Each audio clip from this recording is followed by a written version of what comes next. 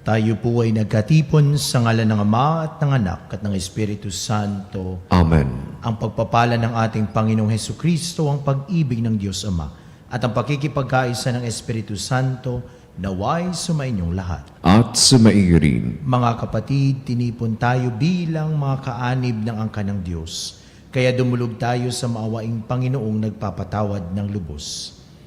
Sinugong tagapagpagaling sa mga nagsisisi, Panginoon, kaawaan mo kami. Panginoon, kaawaan mo kami. Dumating na tagapag-anyayang mga makasalanay magsisi, Kristo, kaawaan mo kami. Kristo, kaawaan mo kami. Nakalukluk ka sa kanan ng Diyos Ama para ipamagitan kami.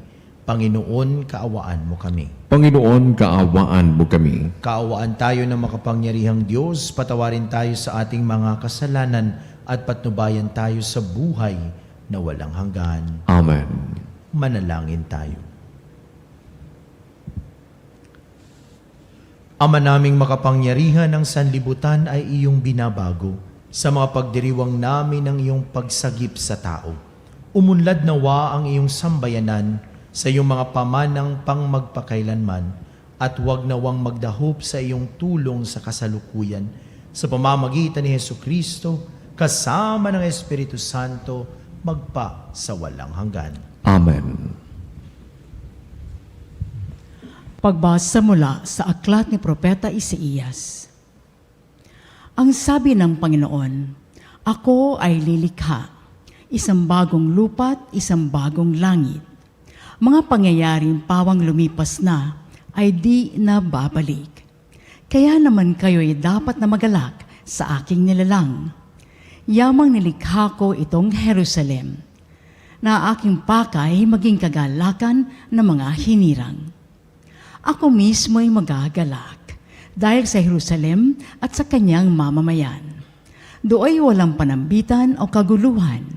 Dooy wala ng sanggol na papanaw. Lahat ng titira roon ay mabubuhay ng matagal. Ituturing pa rin na kabataan pa ang edad 100. Ang hindi umabot ng gulang na ito ay pinarusahan. Magtatayo sila ng mga tahanang kanilang titirahan. Sa tanim na ubas ay sila ang aani. Ang salita ng Diyos. Salamat sa Diyos. Poong sa akin nagligtas, ang dangal mo'y aking galak. Poong sa akin nagligtas, ang dangal mo'y aking galak. O Panginoon ko, sa iyong ginawa, kita'y pinupurit, ako'y iniligtas. Kaya kaaway ay di na nakuhang matuwa't magalak. Mula sa libingang daigdig ng patay, hinango mo ako at muling binuhay. Ako, nakasama nilang napabaon sa kailaliman. Poong sa akin nagligtas, ang dangal mo'y aking galak. Purihin ang poon. Siya ay awitan ng lahat ng tapat na mga hinirang. Iyong gunitain ang mga ginawa ng Diyos na banal. Ang kanyang ginawa ay alalahanin at pasalamatan. Hindi nagtatagal yaong kanyang galit at ang kabutihan niya'y walang wakas. Ang abang may hapis at tigmak sa luha sa buong magdamag. Sa bukang liwayway ay wala ng lungkot, kapalit ay galak. Poong sa akin nagligtas, ang dangal mo'y aking galak. Kaya't ako'y dinggin, ikaw ay mahabag sa akin o poon. Ako ay pakinggan, mahabag ka poon. Ako'y dinggin mo at iyong tulungan. Nadama ko'y galak ng iyong hubarin ang aking panluksa. Sa pasasalamat sa iyo o poon ay di magsasawa. Poong sa akin nagligtas, ang dangal mo'y aking galak.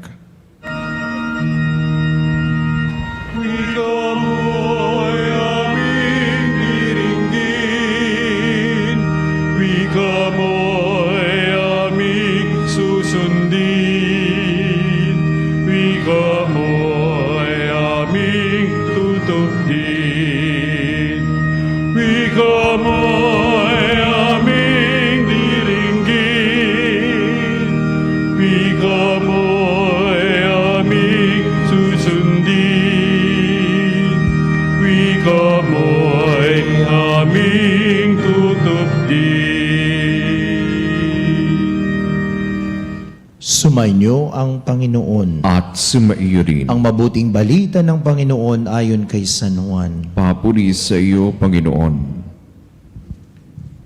Noong panahong iyon, umalis si Jesus sa Samaria at nagtungo sa Galilea. Sapagkat si Jesus na rin ang nagsabing, ang isang propeta ay hindi iginagalang sa kanyang sariling bayan. Pagdating niya sa Galilea ay mabuti ang pagtanggap sa kanya ng mga taga roon, sapagkat nasa Jerusalem din sila noong pista ng Paskwa at nakita nila ang lahat ng kanyang ginawa roon. Nagpunta uli si Jesus sa Cana, Galilea. Doon niya ginawang alak ang tubig. Doon naman sa Capernaum ay may isang mataas na pinuno ng pamahalaan at may sakit ang kanyang anak na lalaki. Nang mabalitaan niyang bumalik si Jesus sa Galilea mula sa Judea, pinuntahan niya ito. Pinakiusap niya itong pumunta sa Capernaum at pagalingin ang kanyang anak na naghihingalo.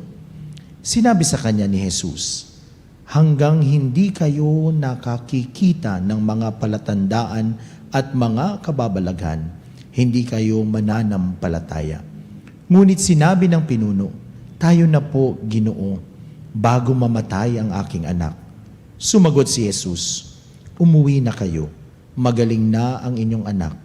Naniwala ang lalaki sa salita ni Jesus at umuwi nga siya. Sa daan pa'y sinalubong na siya ng kanyang mga alipin at sinabing magaling na ang kanyang anak. Tinanong niya sila, anong oras siya gumaling? Siya po'y inibsan ng lagnat kahapong mag-aalauna ng hapon. Tugon nila. Naalala ng ama na noong oras na iyon, sinabi sa kanya ni Jesus, magaling na ang iyong anak. Kaya't siya at ang kanyang buong sambayanan ay sumampalataya kay Jesus. Ito ang pangalawang kababalaghang ginawa ni Jesus sa Galilea pagpunta niya roon buhat sa Judea. Mga kapatid, ang mabuting balita ng Panginoon. Pinupuri ka namin, Panginoong Heso Kristo. Isang mapagpalang umaga po sa inyong lahat at mahiwagang umaga. Mga kapatid, may himala sa mga taong nananampalataya. Batid ni Jesus na sinusundan siya ng mga tao sapagkat gusto nilang makakita ng himala ng kababalaghan, nang sa gayon sila ay maniwala kay Jesus.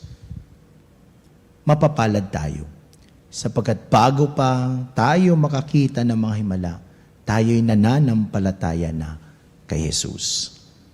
Ano ba yung mga hinihiling natin sa ating Panginoon? Anong himala ang gusto nating mangyari sa ating buhay? Kung minsan kasi mga kapatid, nakikita natin o yung pananaw natin sa mga himala ay yung mga malalaking bagay. Kung minsan humihiling tayo na manalo tayo sa loto, manalo tayo sa raffle draw, at kung ano-ano pa. Para bagang really an instant miracle. Pero kung tutuusin mga kapatid, kung lalawakan natin ang ating pananaw at titignan natin yung mga maliliit na bagay, mga maliliit na biyaya na binibigay sa atin ng Panginoon ay sobra na. Hindi natin napapansin yung mga pagkakataon na tuwing umaga tayo'y nagigising at humihinga pa rin. Isang malaking himala iyon. Kaya nga mga kapatid, ang hamon para sa atin, lalo tigit sa ngayon sa panahon ng Kwaresma, ay mas palalimin pa natin yung ating pananampalataya, yung ating paniniwala sa Diyos. Sapagkat sa mga taong nananampalataya at naniniwala, makapangyayari ang mga himala. Ngayong panahon ng Kwaresma, tayo inaanyayahan sa pag-aayuno, sa ating pagbibigay sa kapwa at sa ating pagdarasal. Ito ang mga bagay na gagawin natin para mas mapalalim pa natin yung ating relasyon sa Diyos. At itong relasyon sa Diyos ay magbibigay sa atin ng pagpapanibago. Magbabago sa ating sarili, sa ating pakikipagkapwa-tao. At doon makikita kung gaano tayo kalapit, kung gaano kalalim yung ating pananampalataya sa Diyos. Mga kapatid, hindi na natin hilingin kung ang mga himala. Hilingin muna natin na mas mapalalim pa sana natin ang ating pananampalataya sa Diyos. Sapagkat alam naman na natin na ang Diyos natin ay alam na niya kung ano yung mga pangangailangan natin bago pa tayo dumulog sa Kanya. Alam niya na kung ano yung kailangan natin bago pa natin hingin sa Kanya. Ang kailangan natin gawin ay magkaroon tayo ng malalim na pananampalataya, pagtitiwala sa Diyos. At ito'y makapangyayari lang kung meron tayong yung sinasabi nating profound relationship with God. Yun yung paigtingin natin. Yun yung kailangan nating tignan. Ano ba o sino ba ang Diyos sa ating buhay? Nagdadala ba ito sa atin ng pagpapanibago? Kasi kung hindi, useless yung ating pananampalataya. Useless yung ating pagsunod kay Kristo kung walang pagbabagong nangyayari sa atin. Sapagkat alam naman natin ang ating Panginoong Hesus ay nagdudulot ng pagbabago sa ating buhay. Hinihiling niya sa atin na iwasan yung mga bagay na humihila sa atin pabalik. Yung mga bagay na pwedeng nating gawin na magiging daan patungo sa kadiliman. Yung mga bagay na salungat sa kanyang kalooban. Sapagkat kung naandyan ang Panginoong Hesus sa ating buhay, ating isinasabuhay yung kanyang kalooban. At kung naandun tayo, we are blessed. We are blessed. Na kahit hindi natin siya nakita physically, but we continue to believe in Jesus. And for those who believe, miracles happen. Magtiwala po tayo sa Diyos. Palalimin natin yung ating pananampalataya. Palalimin natin yung ating relasyon sa Kanya. Nang sa gayon, patuloy tayong magtamasa ng mga magagandang bagay. Patuloy tayong magtamasa ng mga himala na kung minsan ay higit pa sa ating mga hinihiling. Sapagkat kung ang Diyos ang nagbibigay, alam nating sobra-sobra, sigsig, liglig, at umaapaw. Amen.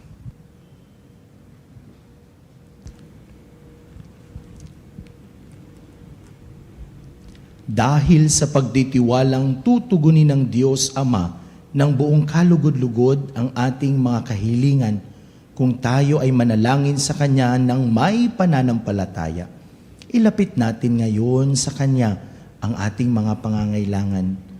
Ama, pagalingin mo kami sa pamamagitan ni Jesus. Ama, pagalingin mo kami sa pamamagitan ni Jesus.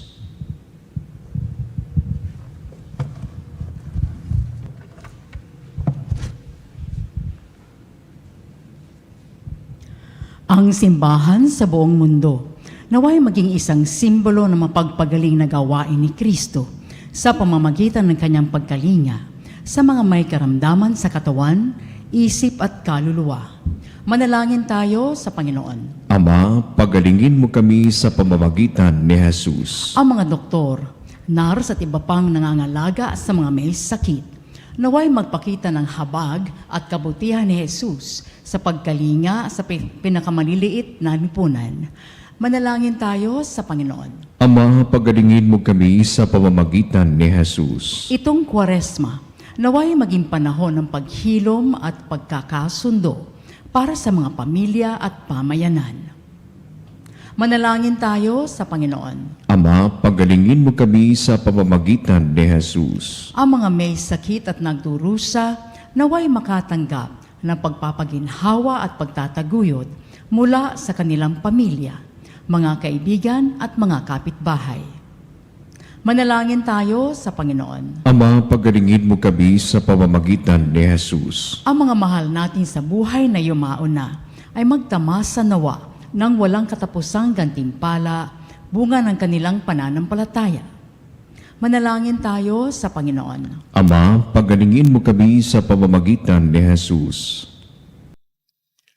Ama naming nasa langit, tulungan mo kaming patuloy na magtiwala sa iyo at sumampalataya sa nakapagpapagaling na kapangyarihan ng iyong anak na gumagamot sa lahat ng aming mga sugat.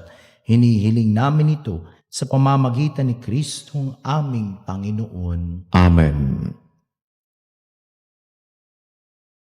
Kunin at tanggapin ang alay na ito, mga biyayang nagmula sa pagpapala mo.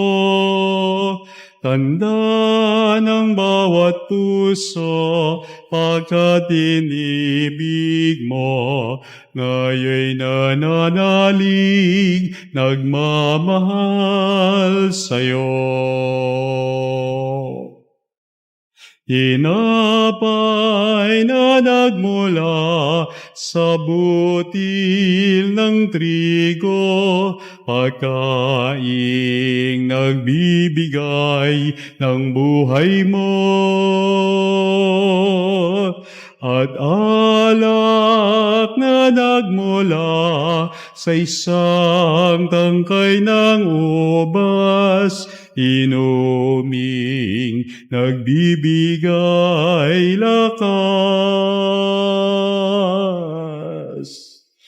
Kunin at tanggapin ang alay na ito, mga biyayang nagmula sa pagpapala mo.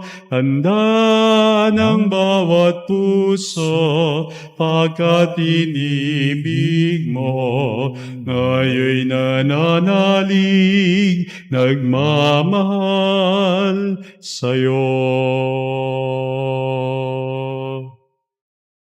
Manalangin kayo mga kapatid upang ang paghahain natin ay kalugdan ng Diyos Amang makapangyarihan. Tanggapin nawa ng Panginoon itong paghahain sa iyong mga kamay, sa kapurihan niya at karangalan sa ating kapakinabangan at sa buong sambayanan niyang banal. Ama naming lumikha, sa paghahain namin sa iyo, kami naway makapakinabang upang sa pagkadalisay ng aming pamumuhay sa sanlibutan, kami magkaroon ng pagbabago para sa buhay sa kalangitan.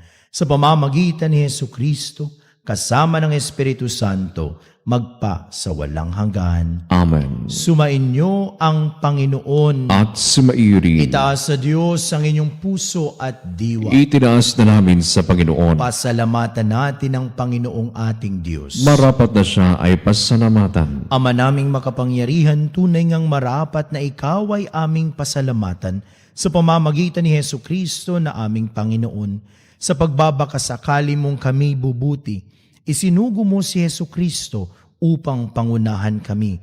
Bilang pagsunod sa iyong atas na bigay, ipinahayag ng iyong anak ang iyong kalooban na ang mga apitdukha ay kanyang damayan. Ngayon ay iyong inihahandog ang pagkakataong aming maisaloob ang kanyang ganap at kusang paglilingkod upang sa iyo'y lagi kaming makasunod. Kaya kaysa ng mga anghel na nagsisiyawit ng papuri sa iyo, nang walang humpay sa kalangitan, kami nagbubunyi sa iyong kadakilaan.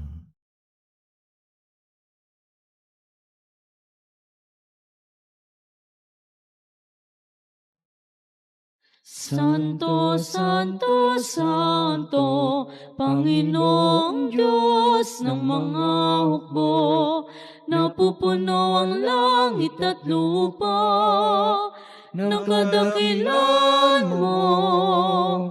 Hosana, Hosana sa kaitaasan, pinagpalang na paririto sa ngalan ng Panginoon. Hosana, Hosana sa kaitaasan.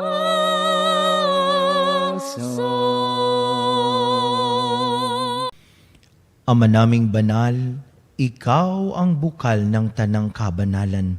Kaya't sa pamamagitan ng iyong Espiritu, gawin mong banal ang mga kaloob na ito upang para sa amin maging katawan at dugo ng aming Panginoong Hesukristo.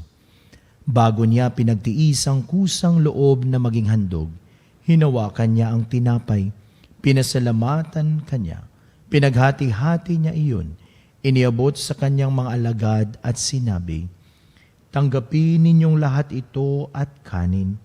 Ito ang aking katawan na ihahandog para sa inyo."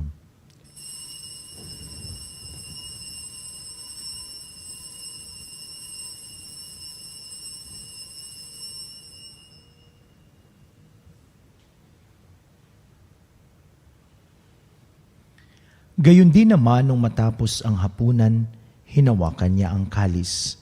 Muli kanyang pinasalamatan. Iniabot niya ang kalis sa kanyang mga alagad at sinabi, "Tanggapin ninyong lahat ito at inumin. Ito ang kalis ng aking dugo, ng bago at walang hanggang tipan. Ang aking dugo na ibubuhos para sa inyo at para sa lahat. Sa ikapagpapatawad ng mga kasalanan, gawin ninyo ito sa pag-alala sa akin."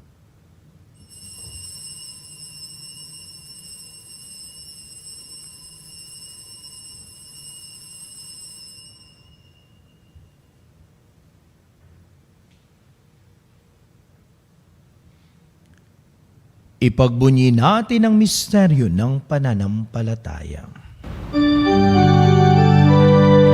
Si Kristo'y namatay, si Kristo'y nabuhay, si Kristo'y babalik sa wakas ng panahon. Ama, ginagawa namin ngayon ang pag-alala sa pagkamatay at muling pagkabuhay ng iyong anak. Kaya tiniaalay namin sa iyo ang tinapay na nagbibigay buhay at ang kalis na nagkakaloob ng kaligtasan. Kami nagpapasalamat dahil kami iyong minarapat na tumayo sa harap mo para maglingkod sa iyo. Isinasamo namin kaming magsasalo-salo sa katawan at dugo ni Kristo ay mabuklod sa pagkakaisa sa pamamagitan ng Espiritu Santo at ni Elias na aming obispo at ng tanang kaparian.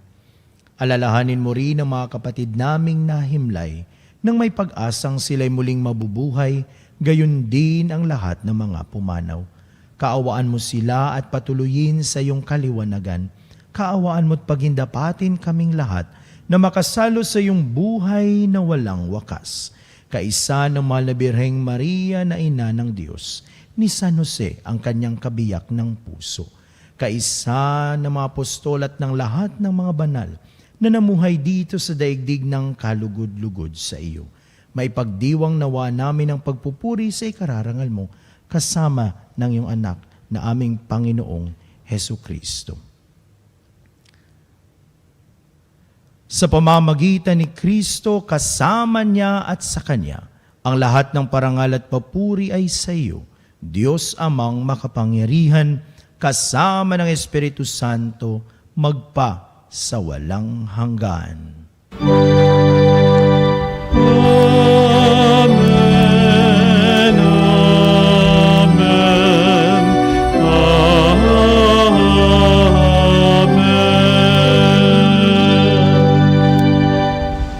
Sa tagubili ng mga nakagagaling na utos at turo ni Jesus na Panginoon natin at Diyos, ipahayag natin ng lakas loob.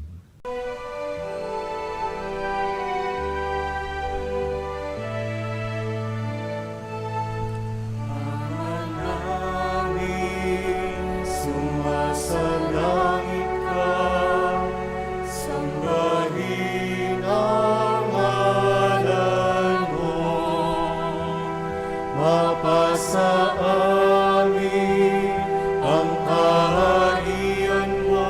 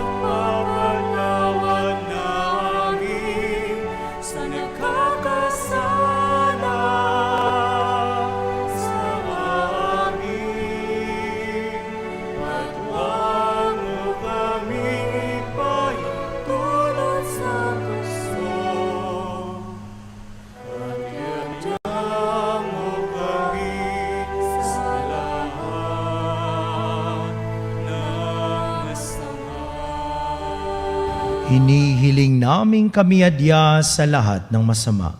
Pagkalooban ng kapayapaan araw-araw, iligtas sa kasalanan at ilayo sa lahat ng kapahamakan. Samantalang aming pinananabikan ang dakilang araw ng pagpapahayag ng tagapagligtas naming si Hesu Kristo. Sapagkat iyo ang kaharian at ang kapangyarihan at ang kapurihan magpakailanman. Amen. Panginoong Jesucristo, sinabi mo sa iyong mga apostol, kapayapaan ang iniiwan ko sa inyo, ang aking kapayapaan ang ibinibigay ko sa inyo. Tunghayan mo ang aming pananampalataya at huwag ang aming pagkakasala. Pagkalooban mo kami ng kapayapaan at pagkakaisa ayon sa iyong kalooban kasama ng Espiritu Santo magpa sa walang hanggan. Amen. Ang kapayapaan ng Panginoon ay laging sumainyo. At sumaiyo rin. Magbigayan kayo ng kapayapaan sa isa't isa. Kapayapaan po sa ating lahat, mga kapanalig. Kordero ng Diyos na nag-aalis ng mga kasalanan ng sanlibutan, maawa ka sa amin. Kordero ng Diyos na nag-aalis ng mga kasalanan ng sanlibutan, maawa ka sa amin. Kordero ng Diyos na nag-aalis ng mga kasalanan ng sanlibutan, ipagkaloob sa amin ang kapayapaan. Mga kapatid, narito si Jesus, ang kordero ng Diyos. Siyang nag-aalis ng mga kasalanan ng sanlibutan. Mapapalad tayong lahat na inaanyayahan sa kanyang banal na piging. Panginoon, hindi ako karapat-dapat na magpatuloy sa iyo, ngunit sa isang salita mo lamang ay gagaling na ako.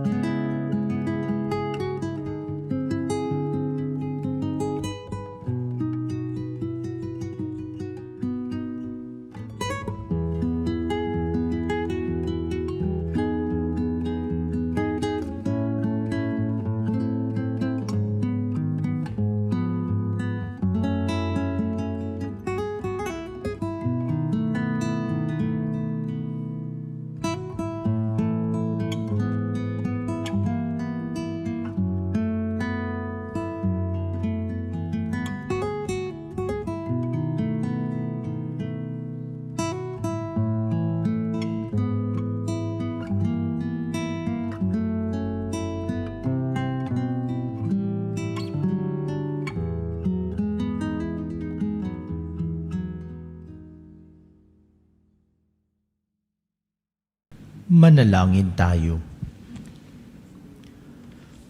Ama naming mapagmahal, ang aming banal na pakikinabang ay siya nawang bumago at bumuhay sa amin at siya rin magpabanal at mag-akay sa amin sa iyong piling sa pamamagitan ni Hesu Kristo kasama ng Espiritu Santo magpa sa walang hanggan. Amen.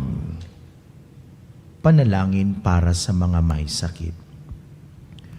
O Amang makapangyarihan at mapagpagaling na Ama, kaming mga dumaranas ng mga karamdaman ay dumudulog sa iyong kalooban, sapagkat ikaw ang taga-aliw ng mga nagdadalamhati at kalusugan ng mga may sakit. Lubos kaming nagtitiwala sa iyo dahil sa mga mahimalang pagpapagaling mula sa iyo. Taglay ang maalab na pananampalataya at pamimintuho. Kami buong kababaang loob na sumasamo sa iyo para sa aming mga kapatid na may karamdaman. Yamang tunay na marami ang gumagaling dahil sa pananampalataya sa iyo, mangyaring gumawa ka ng isa at iligtas itong mga mahal namin sa buhay. Ilayo mo sila sa panganib at ibangon sa banig ng karamdaman upang sila'y makabalik sa paglilingkod kay Jesucristo na iyong anak at aming Panginoon na nabubuhay at naghahari magpakailanman. Amen. Sumainyo ang Panginoon At sumaiyo rin at pagpalain kayong lahat ng makapangyarihang Diyos, Ama at Anak at Espiritu Santo. Amen. Tapos ng ating banal na pagdiriwang, humayo kayong taglayang kapayapaan upang ang Panginoon ay mahalin at paglingkuran. Salamat sa Diyos.